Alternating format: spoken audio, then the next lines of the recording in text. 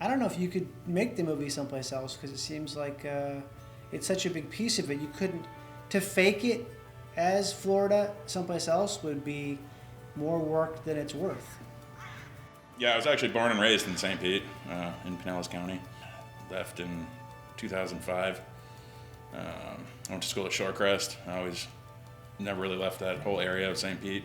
I'd spent all my time between northeast section and Terra Verde and St. Pete Beach.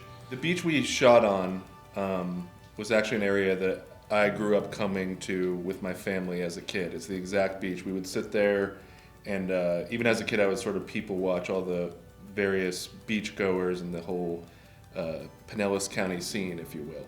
It's such a small town, even though it's close to, Tampa's such a big thing. I think it feels like St. Pete is always like, hey, we're not Tampa.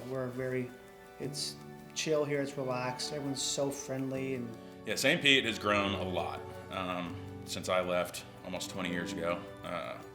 I always enjoyed it, but now it's kind of a place that I know even surprised some of our crew coming out from Los Angeles and everything. For a lot of people, it felt like a vacation. As stressful as a film can be to make, and being on an indie film schedule, the downtime was really great because the majority of us were right on the water, staying on the beach, so we could swim in the pool and have cocktails, and it felt like a break from all the stress that we were dealing with logistically, and that really helps. That really goes a long way when you're making a movie. The nicest thing for me was anytime I had a day off, like on Saturday, waking up and just being able to open up the door of the porch and just, because the air, such nice air. It's impressive, and it's got a really good social scene and dinner scene, and yeah, the beaches are still my favorite beaches in the country. There's something about St. Pete that is very specific to me, that you can kind of feel, and just looks a certain way. Especially right there on the Gulf, the ocean looks a very particular way that kind of doesn't exist anywhere else. It's easy for me right away to get into character because I was just naturally drawn to that stuff. Being there, like wanting to check out the water and the beach and see all the wildlife and stuff, which is the same as the character. He's just drawn to the stuff because it's sort of undercover, but there's a lot of amazing wildlife there. The writer, director Tyler, he visited with me one time, and we stayed at one of the locations we ended up using a lot, and he kind of fell in love with it and knew that it essentially needed to be a character and in one of our projects. It was kind of this pulpy, I guess, Spielbergian kind of house in my mind anyways. It was like, I'd never seen anything like it, and we kind of always talked about over the years making something at that house and just around the area, and that's kind of where all of this came into play.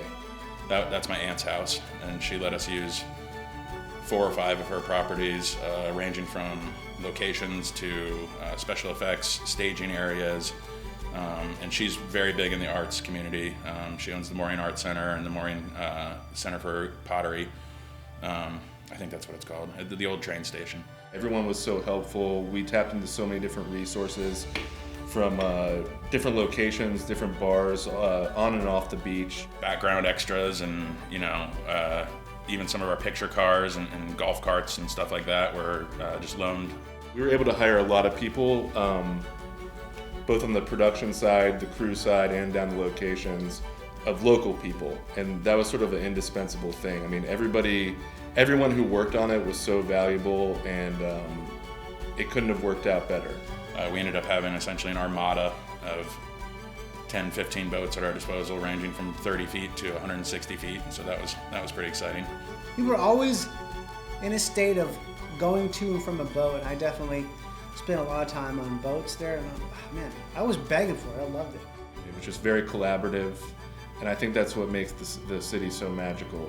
There is this sense of art that's going around, and it was just a great experience all around. And we couldn't have done it without the city. That really did surprise me, returning, every couple years over the past 15, 20 years, is how much the art scene has grown, and just a really good community, really collaborative, really kind and supportive, especially in the arts. And it's just a really nice place, really laid back, to go and try to figure out your creative side. Everyone's just so nice and friendly, and it was a nice reprieve from our schedule. Just to just hit up anything and have it be, wow, this is great. It was really special to get back to Florida, to work on, in my opinion, the most meaningful project that I've been a part of with this crew. Yeah, it was a lot of fun. It was meaningful. I had a lot of help from friends and family growing up there, and everybody pitched in, and it was a good experience.